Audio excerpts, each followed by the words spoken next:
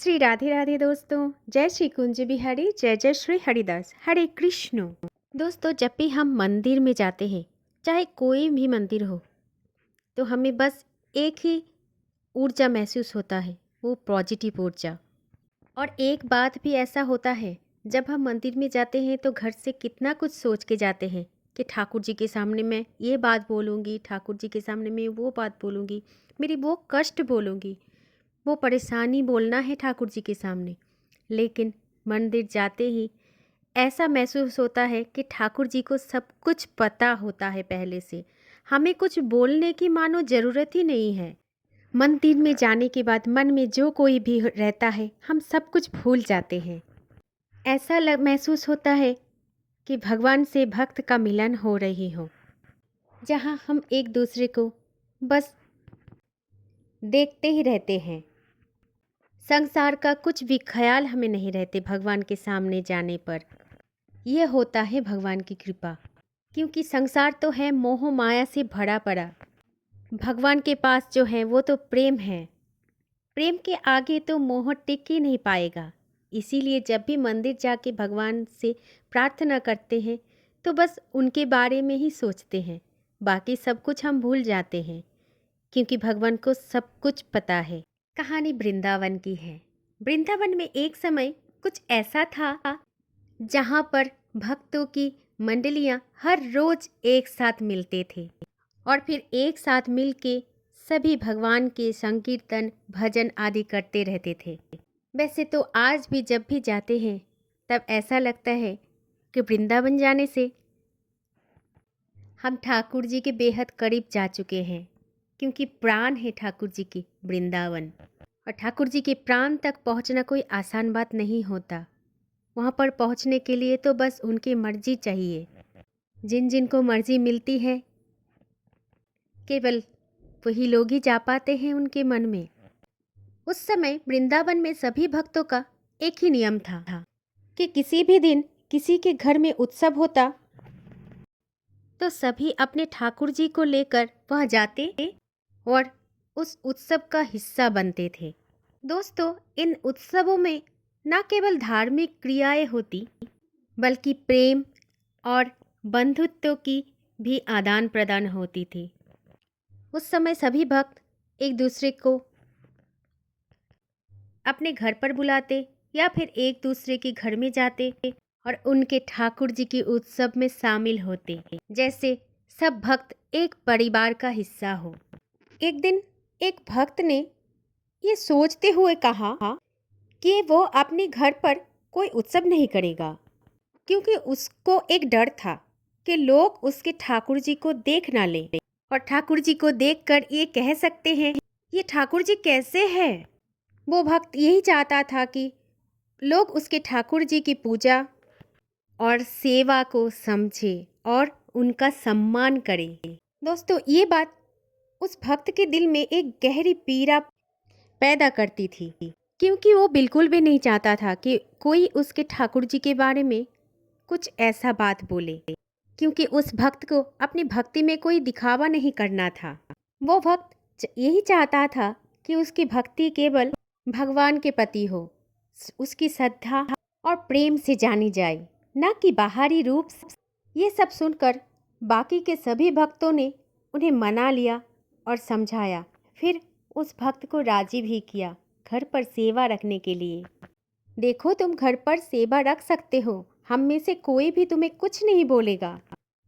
और सभी भक्तों ने उस भक्त को एक बात का विश्वास दिलाया है कि वह किसी हालत में ये बात नहीं कहेंगे कि ये ठाकुर जी कैसे ठाकुर जी है।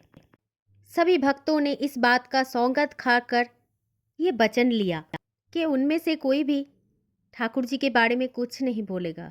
उन्होंने कहा कि ये भक्ति का विषय है और इस बात में किसी प्रकार की निंदा या आलोचना नहीं किया जाते। तब भक्त ने इसके बाद अपने घर में ठाकुर जी का उत्सव रखने का निर्णय लिया और सभी भक्तों को आमंत्रित किया।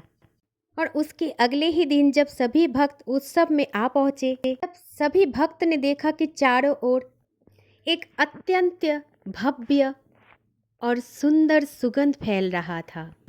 लेकिन ठाकुर जी नहीं दिखाई दे रहा था। कहाँ है ठाकुर जी? ये बात पूछने पर भक्त ने एक मटका दिखाया जिसमें मंगोरा के पुष्प और इत्र लगा हुआ था और उसी मटके पर चंदन का तिलक और अन्य वस्त्र भी रखी हुई थी, क्योंकि वो मटका ही उस भक्त के ठाकुर जी के रूप में विराजमान होते थे और वो भक्त उसी मटके को ठाकुर जी के रूप में ही पूजा करता था।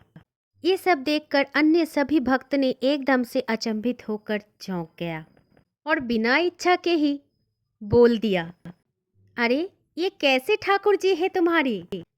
उनके मन में तो बस एक सवाल था, क्या ये सचमुच ठाकुर जी का रूप है जैसा उन्होंने अन्य सभी जगह पर दिखने को मिलता है? तभी भक्त ने कहा, इसीलिए तो मैं आप सभी को पहले ही मना किया था। आप सभी ने ऐसा क्यों बोले? ये सब कुछ सुनकर भक्त का दिल बेहद दुखों से भर गया, लेकिन उसने सभी भक्तों से कहा, मैंने तो पहले ही कह दिया था आप सभी को कि ठाकुर जी के बारे में कुछ नहीं बोलना है। आप सभी ने तो सौगंध भी ले लिया था कि जैसा है वैसा ठाकुर जी का दर्शन हम करेंगे, ठाकुर जी के बारे में हम कुछ भी नहीं प्रश्न करेंगे। सभी भक्त लोग पश्चाताप करते हुए बोले, हम सभी को क्षमा कर दो, लेकिन हमें ठाकुर जी के इस रूप के बारे में सब कुछ बता दो। हमें जानना है आपके घर में विराजमान ठाकुर जी कैसे ठाकुर जी है। सभी की इस बात को सुनकर, इतने प्रश्न को सुनकर भक्त की आंख सजल हो गई और उसने कहा कि हमारे पास श्री राधा रमन की प्रत्यक्ष रज नहीं है। हम तो इतने भाग्यशाली भी नहीं हैं कि हमें ब्रजरज प्राप्त हो सके, परंतु मैंने सुना है कि वैष्णवों की चरण रज भगवान के चरण रज के समान होते हैं और इसीलिए मैंने पूरे वृंदावन में भ्रमण किया और जो भी वैष्णव से मैं मिली या फिर जो भी वैष्णव मुझे मिला, उन सभी की चरण रज को मैंने एकत्रित किया और उसी चरण रज को इस मटके में भर लिया और मैं फिर इसे अपने ठाकुर जी मानकर इसी की पूजा करता हूँ। भक्त ने आगे ये भी बताया कि भगवान के पास भक्त का तो कोई रूप ही नहीं होता, वो तो किसी दिखावे या भव्यता के आधार में नहीं होती। भगवान की भक्ति तो सिर्फ श्रद्धा और प्रेम से होते हैं जो कोई भक्त उनके प्रति रखता है। इस मटका में जो चरण रज है वही तो असली रूप है भगवान के, क्योंकि ये तो है भक्तों की भक्ति और उन भक्तों की प्रेम का प्रतीक है और इसी के कारण ये मटका मेरे ठाकुर जी का रूप है और मैं इसे नित्य प्रतिदिन पूजता हूँ, पूजा करता हूँ मैं इनकी। भक्ति में बहुत शक्ति होते हैं। भक्त अगर किसी पत्थर में भी भगवान को ढूंढते हैं तो भगवान उस पत्थर से ही निकल के आ जाते हैं। आपने शायद हिरण्यकशिपु के बारे में भी सुना है, प्रहलाद के बारे में भी सुना है, कैसे स्तंभ से श्री नरसिंह भगवान जी प्रकट हुए थे। भगवान के लिए सिर्फ भक्ति मायने रखती है। भक्त कैसे भक्ति कर रहा है, कैसे प्रेम कर रहा है, उनको वो दिखाई नहीं देता। अगर भक्त के मन में सच्ची प्रेम और भक्ति है तो भगवान उन्हीं से ही रीझ जाते हैं। सहज सरल भक्त ही भगवान को जीत लेते हैं।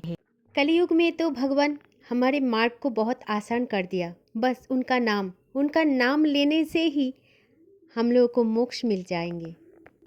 तो फिर प्रेम से बोलिए श्री राधे राधे। जय श्री कुंज बिहारी, जय जय श्री हरिदास। हरे कृष्ण। जय जय श्री नंद के आनंद।